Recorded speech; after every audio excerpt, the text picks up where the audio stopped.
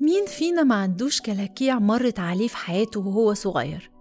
بس قبل ما تدخل في أي علاقة مع بارتنر عايز تكمل معاه حياتك، لازم تبقى عارف إيه الكلكوعة اللي أثرت عليك، أو إيه الحاجة اللي خلت عندك مشكلة في الحتة دي. إنك تقيم وتقيس إيه اللي كان بيضايقني زمان في علاقاتي، وترجع تشوفها دلوقتي مع الشريك بتاعك أو البارتنر بتاعك.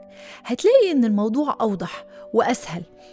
بلاش يبقى عندك شروط مزيفة تضغط عليك من الماضي، ولازم يبقى عندك شروط حقيقية.